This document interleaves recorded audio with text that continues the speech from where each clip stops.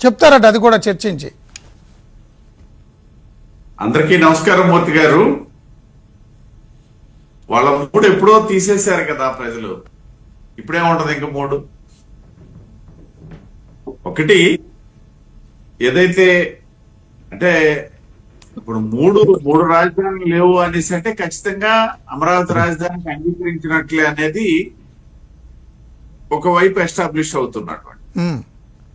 అదే నిజమైతే ప్రత్యర్థులుగా వాళ్ళని మేము భావించేటప్పుడు ఆలోచన ఒకలా ఉంటుంది, కానీ ప్రజాస్వామ్యవాదులుగా భావించేటప్పుడు వాళ్ళు ఏదైతే శాసనసభ సాక్షిగా ఆ రోజు కట్టుబడ్డారు 15లో తర్వాత యూటర్న్ తీసుకున్నారు కాబట్టి ప్రజలు వారికి బుద్ధి చెప్పారు కాబట్టి బుద్ధి తెచ్చుకొని మళ్ళీ వాళ్ళు సమర్థిస్తున్నట్లయితే ఒకే రాజధాని అన్నటువంటి దానికి కట్టుబడి ఉంటామని అఫీషియల్ గా ప్రకటిస్తే ప్రజాస్వామ్యవాదులుగా అది మనం స్వాగతించదగినటువంటి పరిణామం. కరెక్ట్.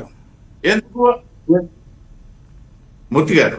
కరెక్ట్, మీరు చెప్పింది కరెక్ట్. పోనీ ఇప్పుడు కూడా ఒకటని అంటలే, మళ్ళీ ఆలోచించి చెప్తారంట. అది ఇంకా ఆలోచించడానికి ఏం లేదు. Deemed to be accepted. అది ఇప్పుడు మూడు గురించి ఆలోచిస్తాం అనేసి అంటే ఒకటే కదా. మరి 30 చేస్తారా? మళ్ళీ అంత బుద్ధి తక్కువ ఉన్నారని మనం అనుకోలేం కదా. కాబట్టి అది స్వాగతిద్దాం, తప్పేం లేదు.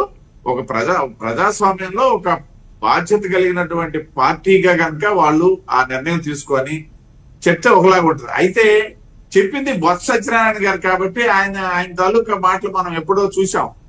ఆ వోక్స్ వ్యాగన్ సంబంధించినటువంటి సందర్భం పోయా అనే టైప్ లో ఉంటాయి కాబట్టి ఇప్పుడు ఇంకా మనం విశ్వసించలేము.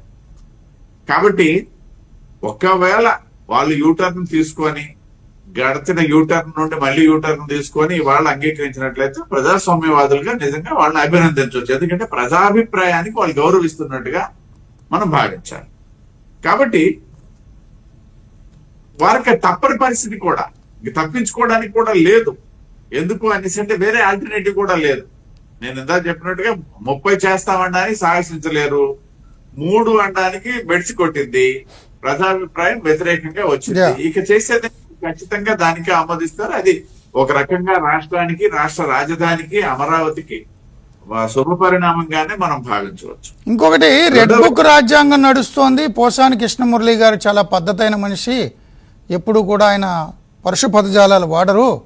అలాంటి వ్యక్తిని కక్ష సాధిస్తున్నారు. ఇది సినిమా రంగం మీద చంద్రబాబు కక్ష.